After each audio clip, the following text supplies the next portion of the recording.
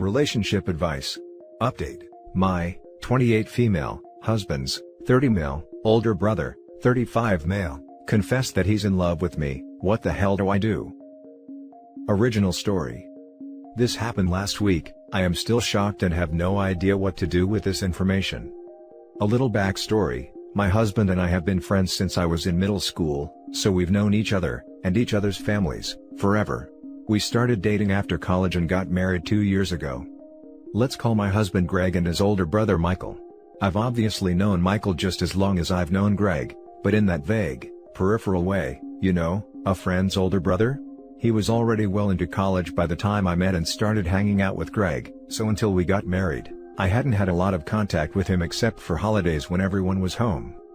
Michael and his wife, let's call her Stephanie, have been separated for over a year and are in the process of getting divorced. He primarily cares for their 6-year-old son. Stephanie moved out of state. Michael is an ER physician and has been insanely busy since COVID started, especially since their son's daycare is still closed. Since I'm able to work remotely, I've stepped in to help out with babysitting. As a result, I've had more interaction with Michael, but still, it's not much. Just him getting home exhausted from work, saying thanks. Me saying some version of, no worries, happy to spend time with my nephew. And then I leave. Nothing romantic, no ulterior motives, nothing weird. Then, last week, as I was gathering up my laptop and stuff getting ready to go home, Michael said, "Hey, I really need to talk to you about something that's been bugging me." I honestly thought it was going to be that I had done something wrong in caring for his son, letting him do/eat something he wasn't supposed to or something like that.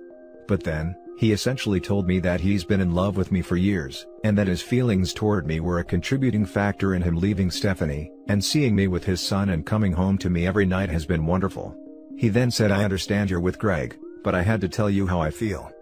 I sort of blacked out from shock, mumbled something about needing to get home, and left.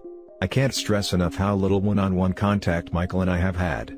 Like, I don't think I've ever even hugged him.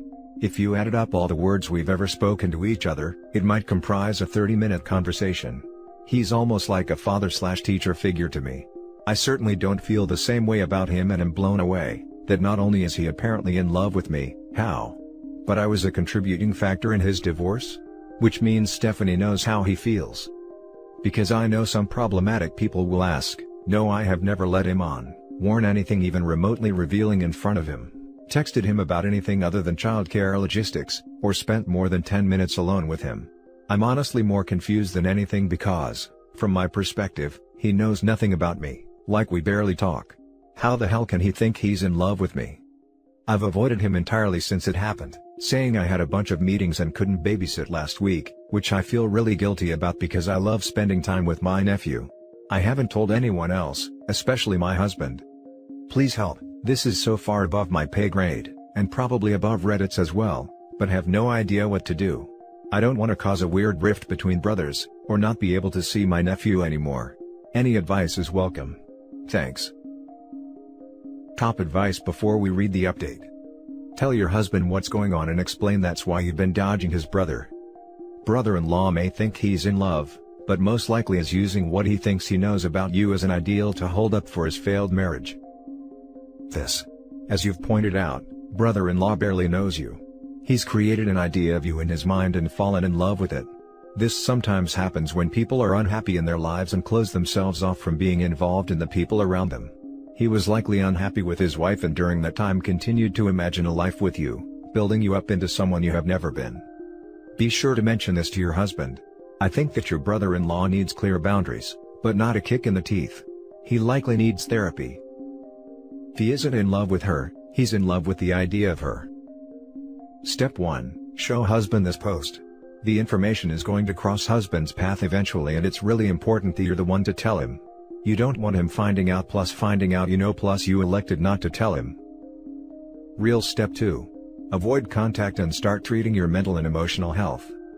Blacking out from stress is a sign of trauma. But just like any wound, can heal. Green grass, blue skies. Tell your husband. The brother needs to be called out on his stupidity. Sounds like he's had a tough run, might have got a bit too intense and found comfort in any female in close proximity. It happens. Yep, this exactly, at least if we want to give the brother the benefit of the doubt, which I usually like to do if possible. Now for the update. Damn, I had no idea this would blow up. I honestly thought I'd get like 3 responses. Thank you to everyone who offered their kind advice and insight on my situation. This is going to be super long, but here it goes. My husband is my best freaking friend, has been since I was 12 years old. Keeping this from him for 5 days was the hardest thing I've ever done. I was sick to my stomach and could barely sleep. A special F you to those commenters who insinuated that I was lying and had actually been in love with freaking Michael the entire time and am using this as an excuse to get out of cheating. Who hurt you? I knew, even before posting on here, that I needed to tell my husband. But, being the conflict-averse, socially awkward/anxious person I am, I sort of hoped this would all go away if I just ignored it like nothing happened, or pretend I had gone spontaneously deaf. I didn't want it to turn into some huge deal that made every family get-together impossibly awkward. But the responses I received here were overwhelmingly, "Tell your goddamn husband." Yesterday, Tuesday, morning, I told my husband everything. His initial response, no joke, was, laughing, "What?" Followed immediately by, "Oh my god, this is totally my fault." Incredulous, I asked him how this could possibly be his fault. He explained that when Michael and Stephanie were still married, whenever they would have issues in their relationship, Michael would confide in Greg, who in turn would offer his advice and support. Being a protective little brother upset about how Michael was being treated by his wife, Greg would apparently always use me as the good example in contrast to Stephanie's bad. She was a bit of an a-hole to be fair, insisting that Michael deserved better, deserved to have a relationship like we did, a wife who loved him as much as I loved Greg. I then pointed out the obvious, that this was neither his fault, nor mine, and that Michael was definitely not in love with me, but the idea of me, first as the wife he wanted but did not have, then as the mother to his child. We agreed that the situation has been compounded by the unimaginable stress he's been under since the global situation, and he probably saw me as the only stable, loving presence in his and his son's life. Because my husband is the kindest, most empathetic, most amazing man on earth, and probably a better brother than Michael deserves, to be honest, he wasn't even angry. He was sad. He knew, as well as I did, that Michael was not actually in love with me. We agreed we would talk to Michael together, suggest therapy, and continue supporting him and caring for our godson. We also agreed that no matter what happened, we would not let that little boy be the collateral damage in this awkward, unnecessary mess, especially when his parents have divorced, his own mother has all but abandoned him, and a global pandemic has prevented him from seeing his kindergarten friends as often. He needs, and deserves, a stable, loving, normal environment in which to be a kid. Greg and I decided that we would watch our nephew together yesterday, at our house. Greg texted Michael that he would be working from home, and to drop the boy off on his way to the hospital. When Michael got off work and came to pick up his son, I was upstairs, leaving them to talk. After they had talked for about an hour and a half, Greg called me downstairs. Both of them had been crying. Michael apologized to me, and to Greg, profusely, total mea culpa.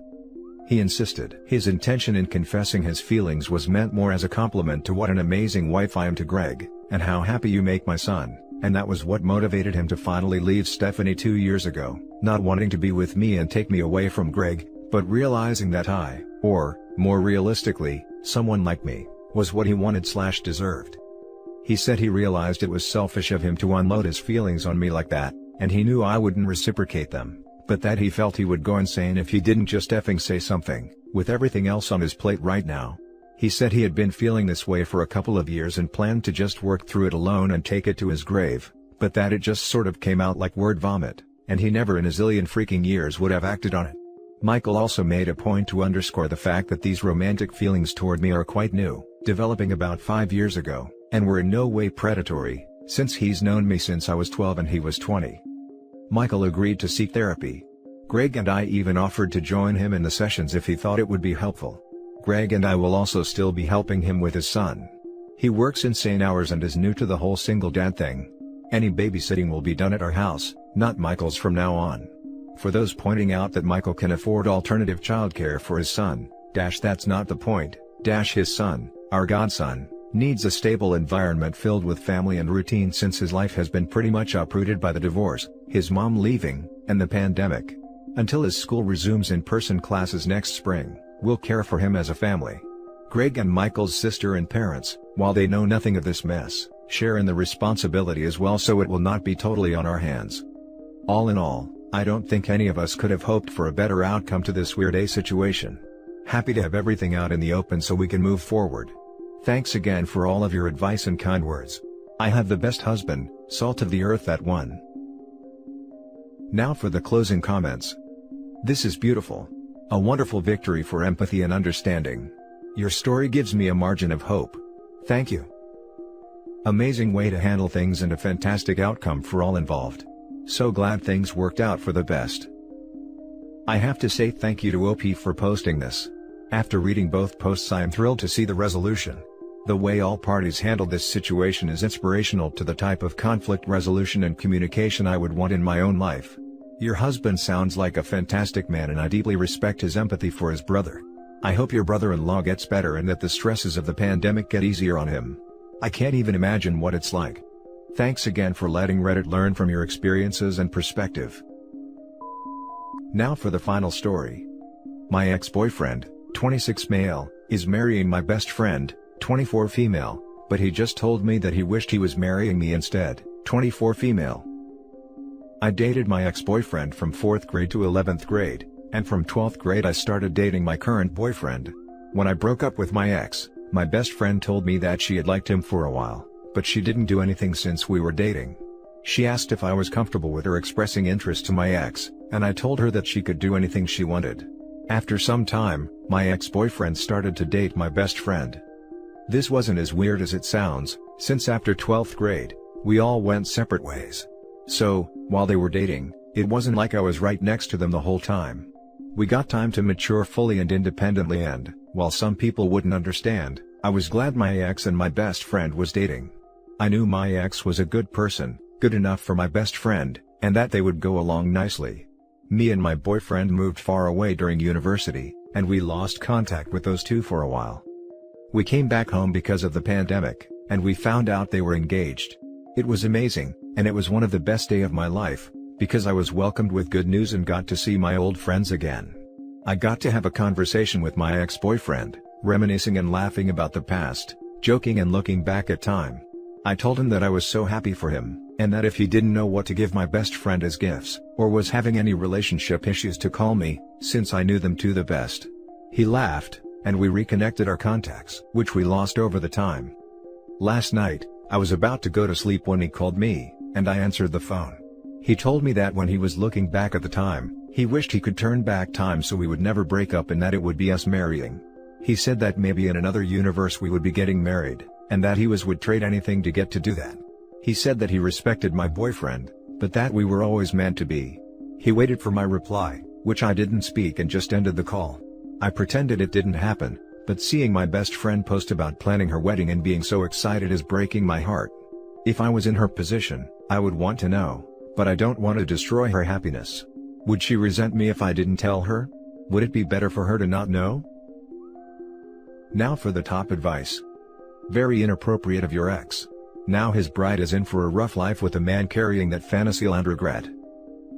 I'm sure I'll get down votes from the people that believe you should always tell the absolute truth, but I really do think you should remove yourself from the situation and say nothing. In all likelihood, he has a bad case of cold feet and you're the perfect scapegoat. You walked back into their lives right when he was needing an excuse. Yes. I think so too. Maybe all she really needs to do is break up with him all over again. Firmly. They both have changed so much over the years. Who they were then is so not who they are now. So, he is definitely living in a fantasy world of some kind. This is a situation of damned if you do and damned if you don't. If you tell her, she might believe you or not, but it's unlikely that she'll be grateful.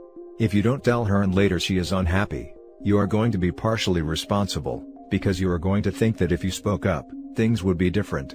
No one knows the future, but no matter what you decide, you are going to be the villain, probably. Choose what is going to let you sleep at night and accept whatever happens next. I don't know, man. I would want to know if my soon-to-be husband was calling up my best friend late at night, saying that he wishes he would have married her.